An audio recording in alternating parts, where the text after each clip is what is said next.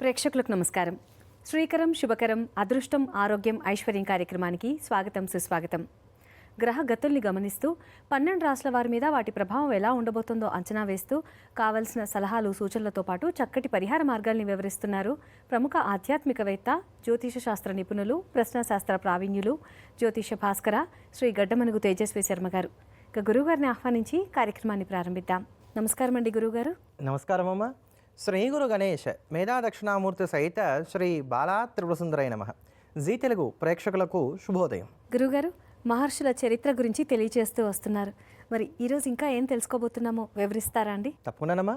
రేపు శనిత్రయోదశి. మీ అందరికీ కూడా శనీశ్వరుడి యొక్క అనుగ్రహం కలగడానికి, శనిగ్రహ దోషాలు తొలగడానికి రేపటి రోజున ఎటువంటి పరిహారాన్ని పాటించాలో తెలియజేస్తాను. అంతేకాకుండా అసలు గడపని ఏ రోజు కడిగి పసుపు రాసినట్లయితే మెరుగైనటువంటి ఫలితాలు అందివస్తాయో వివరిస్తాను. వీటితో పాటు లోకం అంతటికీ కూడా గాయత్రి మంత్రాన్ని అందించినటువంటి విశ్వామిత్ర మహర్షి యొక్క జీవిత చరిత్ర ఈరోజు మీ అందరికీ తెలియజేస్తాను. ప్రతి మనిషి కూడా ఈయన జీవిత చరిత్ర ద్వారా తెలుసుకోవలసినటువంటి అనేకమైనటువంటి విశేషాలు ఉన్నాయి. అవన్నీ కూడా ఈ రోజున సమగ్రంగా వివరిస్తాను. ఇవన్నీ తెలుసుకోవడానికి ముందుగా యథావిధిగా కార్యక్రమాన్ని పంచాంగంతో ప్రారంభిద్దాం.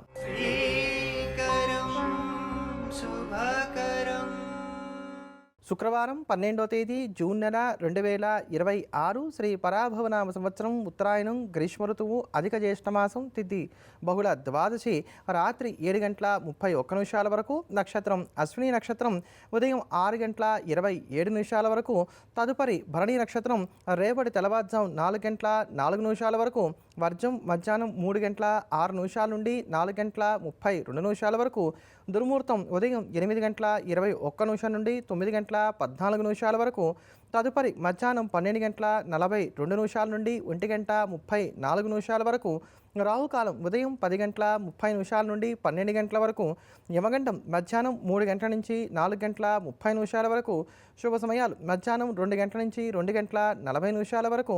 ఈ రోజు ఉన్నటువంటి తిథి వార నక్షత్రాన్ని అనుసరించి రోజువారీ సాధారణ కార్యక్రమాలకు మాత్రమే కాలం అనుకూలంగా ఉంది. ఈ రోజు ప్రారంభమయ్యేటువంటి వ్యాధి తీవ్రత ఎక్కువగా ఉంటుంది కనుక ఆరోగ్యపరమైనటువంటి విషయాల్లో జాగ్రత్తలు పాటించుకోవడం అనేది మంచిది. నిర్లక్ష్యం ఎంత మాత్రం పనికిరాదు. ఈరోజు అప్పిచ్చినా, తీసుకున్నా, తాకట్లు పెట్టినా ఇబ్బందులు కలగడానికి ఆస్కారం ఉంటుంది కనుక ఇటువంటి వాటికి దూరంగా ఉండేటువంటి ప్రయత్నం చేయండి. అలానే అయినంత వరకు ప్రయాణాలను కూడా వాయిదా దూరంలో తీసుకోవడం అనేది ఉత్తమం. గురువుగారు, ఇవాళ పంచాంగ విశేషాలు తెలియజేసినందుకు ధన్యవాదాలండి. ఇక ఈ రోజంతా సక్సెస్ఫుల్గా సాగిపోవడానికి ఏం చేయాలో వివరిస్తారా?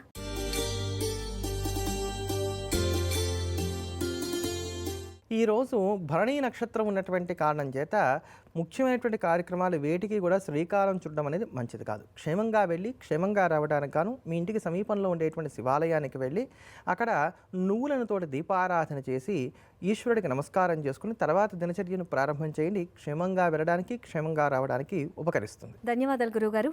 ఈ రోజుకున్న విశిష్టతల గురించి వివరిస్తారా?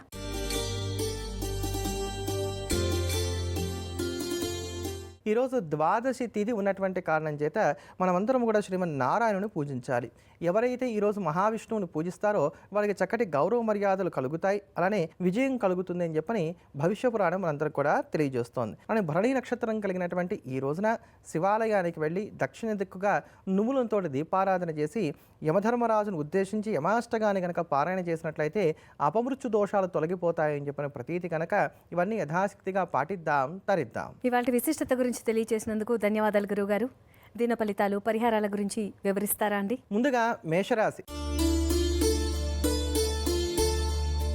మేషరాశిలో ఉన్నటువంటి స్త్రీ పురుషులు ఈరోజు నూతన విషయాలు తెలుసుకోవాలి అనేటువంటి ఆసక్తిని కలిగి ఉంటారు. కొత్తమైనటువంటి కోచింగ్స్లో జాయిన్ అవుతారు. అలానే ప్రతి వారిలో కూడా తప్పులు వెతికేటువంటి ప్రయత్నం చేస్తారు. వృత్తి, ఉద్యోగ, వ్యాపారాల పరంగా అనుకూలమైనటువంటి స్థితిగతులు నెలకొనుంటాయి. వాహన యోగాన్ని కలిగి ఉంటారు. కొనుగోలు మీద ఎక్కువగా ఆసక్తిని కనబరుస్తారని చెప్పని చెప్పుకోవాలి. విద్యార్థులకు కూడా కాలం అనుకూలంగా ఉంది. ఆరోగ్యం నిలకడగా ఉంటుంది. ఈరోజు మీరు ధరించకూడని రంగు వంకాయ రంగు. పాటించవలసిన పరిహారం సుబ్రహ్మణ్య అష్టకాన్ని పాటించడం. వృషభ రాశిలో ఉన్నటువంటి స్త్రీ పురుషులకు ఈరోజు శ్రమ ఎక్కువగా ఉంటుంది, ఫలితాలు తక్కువగా ఉంటున్నాయి, ఇష్టం లేనటువంటి పనులను మొహమాటానికి పోయి చేయవలసినటువంటి స్థితిగతులు ఏర్పడుతున్నాయి. హఠాత్తుగా ఉండేటువంటి ప్రయాణాలు కూడా అవకాశాలు కొంతవరకు ఉన్నాయని చెప్పని చెప్పుకోవచ్చు.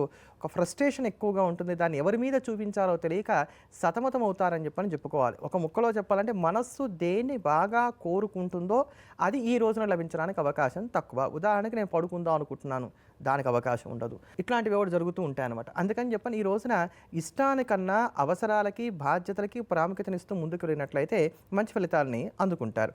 ఈరోజు మీరు ధరించకూడని రంగు తెలుపు రంగు. పాటించవలసిన పరిహారం నవగ్రహ స్తోత్రాన్ని పఠించడం. మిథున రాశిలో ఉన్నటువంటి స్త్రీ పురుషుల ఆధ్యాత్మిక చింతన కలిగి ఉంటారు. నూతన ప్రదేశాలను సందర్శించడానికి అవకాశాలు ఏర్పడుతున్నాయి. బంధుమిత్రులతో కలిసి ఆనందంగా కాలక్షేపం చేస్తారు. అప్పులు తీరుస్తారు. సామాజిక ఆధ్యాత్మిక కార్యక్రమాల్లో కూడా పాలు పంచుకోగలుగుతారు. అలానే స్నేహాలు మరింతగా పెంచుకునేటువంటి ప్రయత్నం చేస్తారు. ఎదుటివారిని బాగా గౌరవిస్తారు. అలానే ఎదుటివారి నుంచి మీరు కోరుకునేటువంటి సహాయ సహకారాలు కూడా అందుకోగలుగుతారు. మొత్తం మీద శారీరక మానసిక ప్రశాంతత నెలకొంటుంది. ఈరోజు మీరు ధరించకూడని రంగు పసుపు రంగు. పాటించవలసిన పరిహారం ఇష్టదైవాన్ని ఎర్రటి పూలతోటి పూజించడం.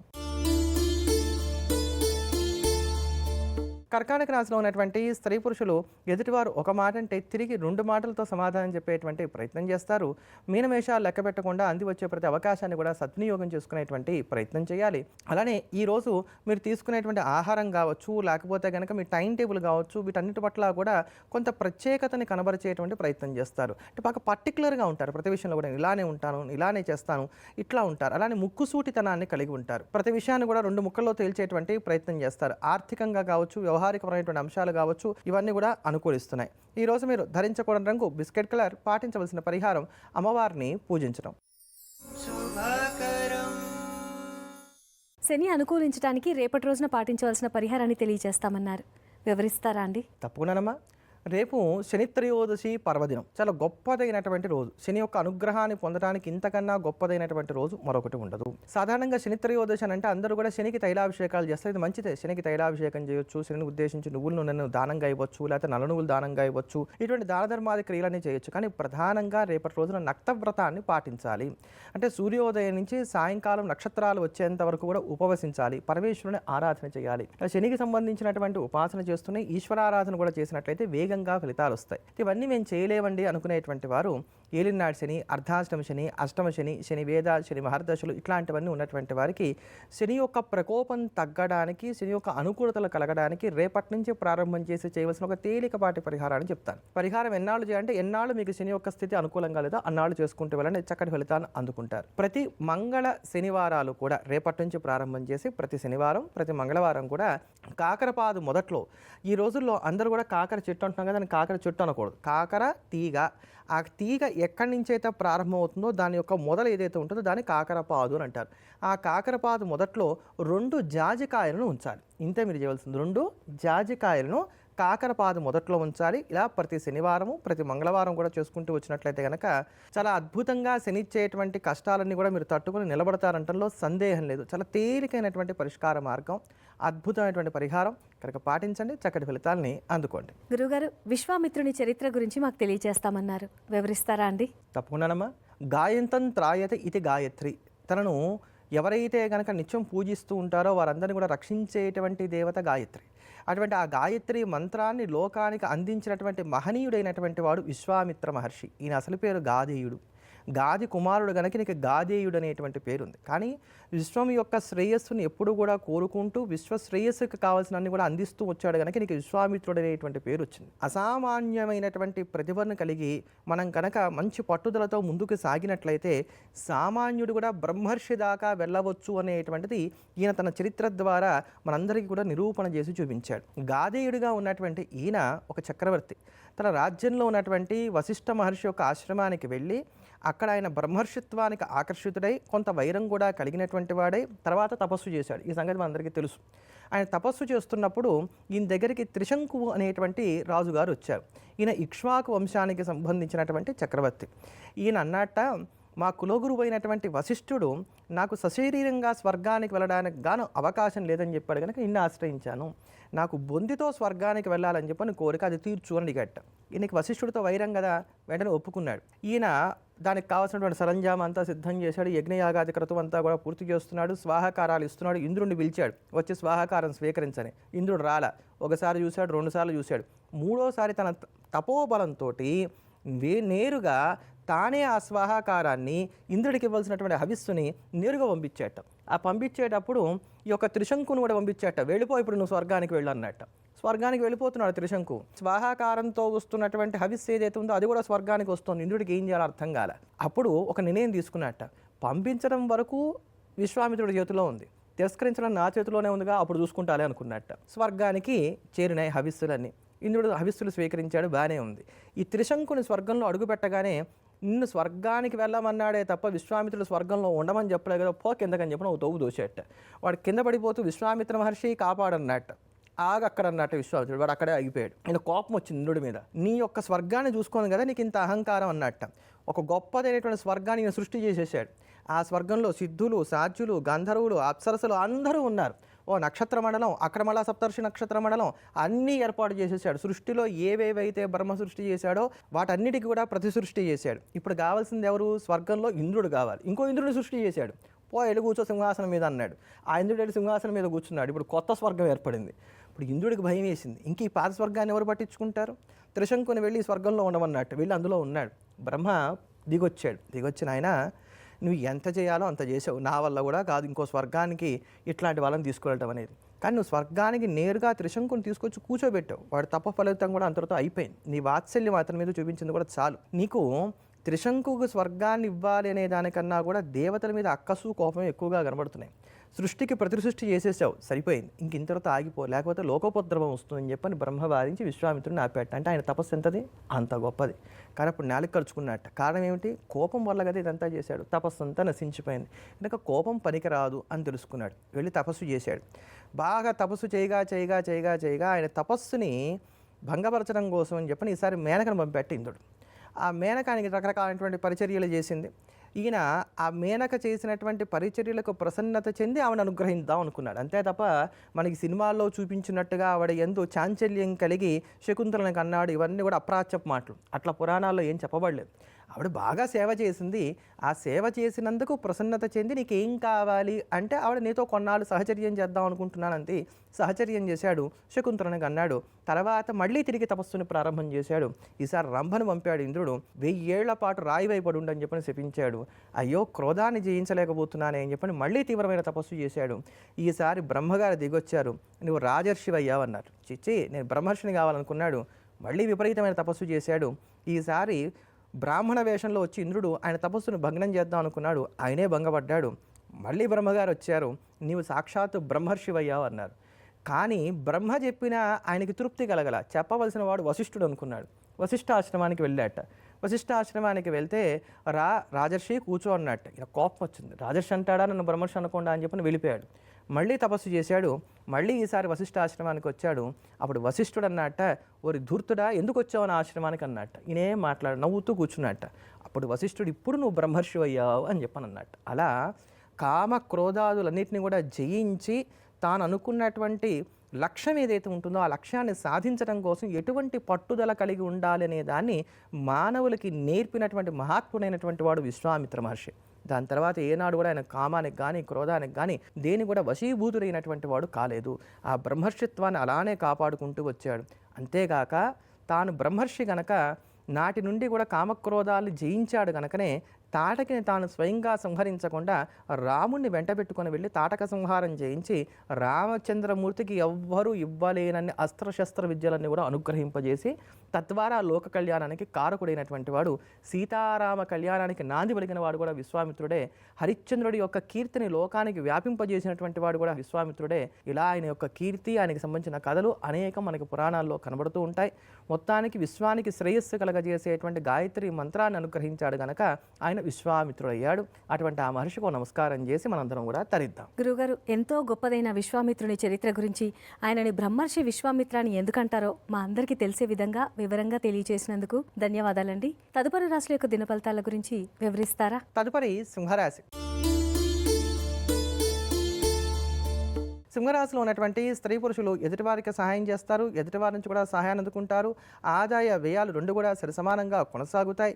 క్రయ విక్రయాల మీద ఎక్కువగా దృష్టి సారిస్తారు. పర్ఫ్యూమ్స్ యొక్క వినియోగం కూడా పెరుగుతుంది. అపీరెన్స్కి అధికమైనటువంటి ప్రాముఖ్యతనిస్తారు. ప్రేమలు ఫలించడానికి అవకాశాలు ఏర్పడుతున్నాయి. ఈ రోజు మీరు ధరించకూడని రంగు ఎరుపు రంగు. పాటించవలసిన పరిహారం విష్ణు సహస్రనామ స్తోత్రాన్ని పారాయణ చేయటం. కన్యారాశిలో ఉన్నటువంటి స్త్రీ పురుషులు తాను పట్టిన కుందేలకు 3 కాళ్ళు అంటే 3 కాళ్ళు ఉంటాయి. అంత పట్టుదలగా ఉంటారు ఈ రోజున అని చెప్పని చెప్పుకోవచ్చు. ఎదుటివారిని అంచనా వేయడంలో కాస్త వైఫల్యం చెందుతారు. ఎంతసేపు నేనే సహాయం చేయాలా, నాకెవరు సహాయం చేయరా, ఇలా ఈ రోజు మీ ధోరణి కొనసాగడానికి అవకాశాలు ఏర్పడుతున్నాయి. ఒకవేళ మీ వైపు తప్పు లేకపోయినా కూడా ఈ రోజున ఇబ్బందులు పడడానికి అవకాశాలు ఉన్నాయి కనుక రిస్క్కి మీరు ఎంత దూరంగా ఉండగలిగితే అంత మంచిది.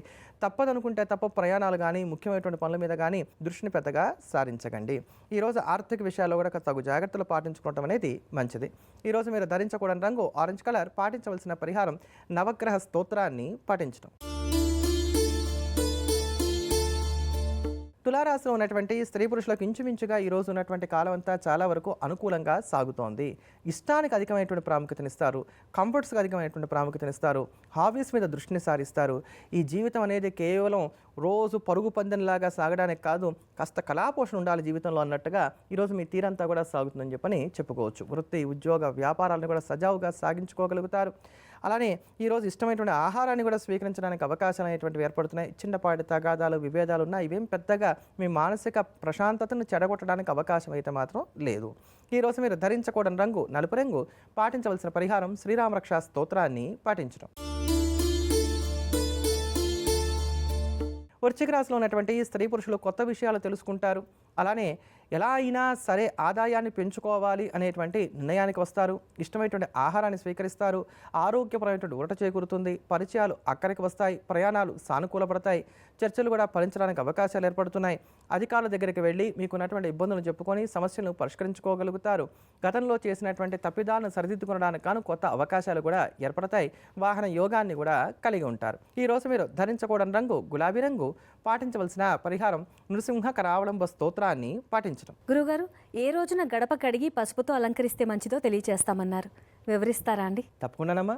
గడప ఇంటి సింహద్వారానికి ఉండేటువంటిది సాక్షాత్తు మహాలక్ష్మి స్వరూపమే. ఇప్పుడంటే కేవలం సింహద్వారానికి మాత్రం మనం గడప పెట్టుకుంటున్నాం, కానీ ఒక తరం వెనక్కి వెళ్ళినట్లయితే కనుక ప్రతి గదికి కూడా గడప అనేటువంటిది ఉండేది. ఇప్పుడు మాత్రమే మనం ఇంటి మెయిన్ డోర్కి మాత్రమే గడప అనేటువంటిది పెట్టుకుంటున్నాం. ఈ గడప ప్రతినిత్యం కడిగి పసుపు రాసేటువంటి ఒక పద్ధతి ఉంది. ఇలా చేయడం అనేది మంచిదే. ఆ ఇంటి ఇల్లాలు కానీ ఆ ఇంట్లో ఉండేటువంటి పెద్ద ముత్తైదో కానీ ప్రతిరోజు కూడా గడప కడిగి చక్కగా పసుపు రాయవచ్చు. అంటే వారంలో ఏదో ఒక రోజు మాత్రం మాకు ఇలా కుదురుతుంది, ఏదో ఒక రోజు మాత్రమే గడప కడిగి పసుపు రాస్తాం అనుకునేటువంటి వారు మాత్రం గురువారం ఇలా చేయాలి. చాలామంది ఇలా శుక్రవారం చేస్తూ ఉంటారు, కానీ శుక్రవారం నాడు ఇంటి గడప కడగడం, పసుపు రాయడం చేయకూడదు. ప్రతినిత్యం చేసేటువంటి భాగంలో శుక్రవారం చేస్తే తప్పులేదు. వారంలో ఒకరోజు మాత్రమే చేస్తాం అనుకునేటువంటి వారు శుక్రవారం నాడు గడప కడగడం, దానికి పసుపు రాయడం వంటివి చేయకూడదు. గురువారం నాడు చేసుకోవాలి. గురుగ్రహానికి పసుపుకి చాలా దగ్గర సమీపమైనటువంటి బంధం ఉన్నటువంటి కారణం చేత, పైగా గురువారానికి లక్ష్మీవారం అనేటువంటి పేరు కూడా ఉంది కనుక గురువారం నాడు చక్కగా గడప కడిగి దానికి పసుపు రాసి కుంకుమ బొట్లు పెట్టుకొని బియ్యపిండితో ముగ్గులు పెట్టి ఇలా గడపని చక్కగా సర్వాంగ సుందరంగా అలంకరించుకోవటం వలన ఇంట్లో లక్ష్మి నిలబడటానికి ఆస్కారం ఏర్పడుతుంది. ఎందుకని? గడపే సాక్షాత్తు లక్ష్మి. లక్ష్మి ఎవరు? ఇంటి ఇల్లాలే లక్ష్మి. గడపకి ఇంటి ఇల్లాలకి లక్ష్మికి వ్యత్యాసం లేదు, ఈ మూడు ఒకటే. అందుకని ఇంటికి ఎవరన్నా పేరంటానికి వచ్చినప్పుడు ఇంట్లో ఆడవాళ్ళు కనుక లేకపోతే బొట్టు దేనికి పెట్టి వెళ్తారు? గడపకు పెట్టి వెళ్తారు. అంటే ఆ ఇంటి ఇల్లాలకి, గడపకి, లక్ష్మికి, ముగ్గురికి కూడా అభేదమైనటువంటి స్థితి ఉంటుంది. కనుక ప్రతి గురువారం కూడా గడప కడగడం, దానికి పసుపు రాయడం, బొట్లు పెట్టడం అనేటువంటి ఒక నియమాన్ని కనుక ఏర్పాటు చేసుకున్నట్లయితే ఇంట్లో ఒక ప్రశాంతత, లక్ష్మి నిలబడడానికి గాను ఆస్కారం ఏర్పడతాయి. తదుపరి రాశుల యొక్క దిన ఫలితాల గురించి వివరిస్తారా? తదుపరి ధనుసు రాశి. ధనుసు రాశిలో ఉన్నటువంటి స్త్రీ పురుషులకు ఈరోజు ప్రతి పనిలోనూ కూడా ఆటంకాలు అనేటువంటివి ఎక్కువగా ఉంటాయి. మీరు ఎలా మాట్లాడినా ఎదుటివారు అందులో తప్పులు పడడానికి అవకాశాలు గోచరిస్తున్నాయి. భార్యాభర్తల మధ్యలో కూడా విభేదాలు ఉండడానికి అవకాశాలు లేకపోలేదు. వృత్తి, ఉద్యోగ, వ్యాపారాల పరంగా నష్టాలు లేకపోయినా వెసులుబాటు కాస్త తక్కువగా ఉంటుంది. తప్పదన్నట్టుగా వీటన్నిటినీ చేస్తారే తప్ప మనసు పెట్టి చేయడానికి అవకాశాలు కొంచెం తక్కువగా ఉన్నాయి. దీర్ఘకాలిక అనారోగ్యాలతో బాధపడేటువంటి వారికి ఈరోజు కొంచెం అప్రశాంతత ఎక్కువగా ఉంటుంది. ఒళ్ళు నొప్పులు నొప్పులు లాంటివి కావచ్చు, అనారోగ్య సమస్యలు కావచ్చు కొంచెం ఎక్కువగా ఇబ్బంది పెడతాయని చెప్పని చెప్పుకోవాలి. ఏదేమైనప్పటికీ ఎవరిని నమ్మకుండా రిస్క్ అనేటువంటి పదానికి దూరంగా ఉంటూ ముందుకు సాగడం మాత్రం ధనుసు రాశి వారికి అవసరం. ఈరోజు మీరు ధరించకూడని రంగు ముదురు ఆకుపచ్చ రంగు. పాటించవలసిన పరిహారం దత్తాత్రేయ వజ్ర కవచ స్తోత్రాన్ని పాటించడం. మకర రాశిలో ఉన్నటువంటి స్త్రీ పురుషులు అనుకునేది ఒకటి, జరిగేది మరొకటిగా ఉంటుంది. ప్రతి పనిలోనూ కూడా ఆటంకాలు ఎక్కువగా ఉంటాయి. పదునైనటువంటి వస్తువులకు కాస్త దూరంగా ఉండాలి. ఏమైనా గాయాలు అవ్వడానికి గాను అవకాశాలు అనేటువంటివి గోచరిస్తున్నాయి. ఇంట్లో వివాదాలు ఉంటాయి. నన్ను ఎవరు అర్థం చేసుకోవట్లేదు అనేటువంటి బాధ మీకు పెరగడానికి అవకాశాలు ఏర్పడుతున్నాయి. భూమి సూర్యుడి చుట్టూ తిరగట్లేదు, రూపాయి చుట్టే తిరుగుతోంది అనుకునేటువంటి విధంగా కొన్ని సంఘటనలు కూడా చోటు చేసుకుంటాయని చెప్పని చెప్పుకోవాలి. వేళకు నిద్రాహారాలు కూడా లోపిస్తాయి. అంటే ఈ రోజంతా కూడా మీ మనస్సు కీలకమైనటువంటి భూమికను పోషిస్తుంది. అది బాధపడకుండా ఉండేటువంటి విధంగా చూసుకున్నట్లయితే సరిపోతుంది. కనుక ఒక 2-3 రోజుల వరకు జాగ్రత్తలు పాటించుకోండి ఆర్థిక విషయాల్లో, వ్యవహార సంబంధమైనటువంటి విషయాల్లో. తర్వాత నుంచి మళ్ళీ మంచి రోజులు ప్రారంభమవుతాయి. ఈరోజు మీరు ధరించకూడని రంగు గ్రే కలర్. పాటించవలసిన పరిహారం నృసింహ కరావళంబ స్తోత్రాన్ని పాటించడం. కుంభరాశిలో ఉన్నటువంటి స్త్రీ పురుషులకు చక్కటి గౌరవ మర్యాదలు లభిస్తాయి. భారీ పరిశ్రమలు నడిపేటువంటి వారికి ఈరోజు కాలం అనుకూలంగా ఉంది. అలానే చిరు వ్యాపారాలు చేసేటువంటి వారికి కూడా అనుకూలమైనటువంటి ఫలితాలే గోచరిస్తున్నాయి. నూతన ఉద్యోగ ప్రయత్నాలు చేసేటువంటి వారికి, ఇంక్రిమెంట్స్ కోరుకునేటువంటి వారికి కూడా అనుకూలమైనటువంటి స్థితిగతులు ఉన్నాయని చెప్పని చెప్పుకోవచ్చు. ఈరోజు చాలా అనుకూలంగా ఉంది. ముఖ్యంగా క్రయ విక్రయాలకు సంబంధించిన విషయాలు, పెట్టుబడులకు సంబంధించిన అంశాలు లాభించడానికి అవకాశాలు ఉన్నాయి. కనుక రేపుకు రూపు లేదు అనేటువంటి వాస్తవాన్ని గుర్తించి ప్రతి పనిని కూడా ఇవాళే పూర్తి చేసుకునేటువంటి ప్రయత్నం చేయండి. ఎవరన్నా తగాదాకు వచ్చినా కూడా తర్వాత చూసుకుందాం లేపో అన్నట్టుగా ఉంటారే తప్ప ఎక్కడా కూడా చెలించరు. బంధుమిత్రులతో కలిసి ఆనందంగా కాలక్షేపం చేయగలుగుతారు. అలానే స్నేహాలు మరింతగా బలపరుచుకుంటారు. ఈరోజు మీరు ధరించకూడని రంగు నీలం రంగు. పాటించవలసిన పరిహారం దత్తాత్రేయ వజ్ర కవచ స్తోత్రాన్ని పాటించడం. మీనరాశిలో ఉన్నటువంటి స్త్రీ పురుషులకు ఈరోజు ఇంట్లో కొంచెం చికాకులు ఎక్కువగా ఉంటాయి. బాధ్యతలు నెరవేర్చుకోవడం అనేది కొంచెం కష్టసాధ్యంగా ఉంటుంది. ఎదుటివారు ఇచ్చినటువంటి మాట నిలబెట్టుకోరు. ఏది ఇన్ టైంకి కావట్లేదు అనేటువంటి టెన్షన్ పెరగడానికి గాను అవకాశాలు అనేటువంటివి ఏర్పడుతున్నాయి. ఆర్థికంగా వృధా ఖర్చులు ఉండటానికి, ఊహించినటువంటి ఖర్చులు ఉండటానికి అవకాశాలు లేకపోలేదు. మానసిక శారీరక అలసట కాస్త ఎక్కువగా ఉంటుంది. ఈరోజు మీరు ధరించకూడని రంగు ఎరుపు రంగు. పాటించవలసిన పరిహారం కనకదార స్తోత్రాన్ని పాటించడం. గురువుగారు, ఇవాళ కార్యక్రమంలో దినఫలితాలతో పాటు గడపని ఏ రోజున పసుపుతో అలంకరించాలో మా అందరికీ వివరంగా తెలియజేసినందుకు ధన్యవాదాలండి. ధన్యవాదాలమ్మా. ఎల్లప్పుడూ దేశాన్ని ప్రేమిద్దాం, దైవాన్ని స్మరిద్దాం. స్వస్తి. ఇదండి ఇవాళ శ్రీకరం శుభకరం అదృష్టం ఆరోగ్యం ఐశ్వర్యం కార్యక్రమం. రేపటి కార్యక్రమంలో మరిన్ని అంశాలతో మళ్ళీ కలుసుకుందాం. అందాక సెలవా మరి. నమస్కారం. జ్యోతిష సలహాలకై గడ్డమణుగు తేజస్వి శర్మ గారిని సంప్రదించాల్సిన ఫోన్ నంబర్లు 9390193301, 9391116634.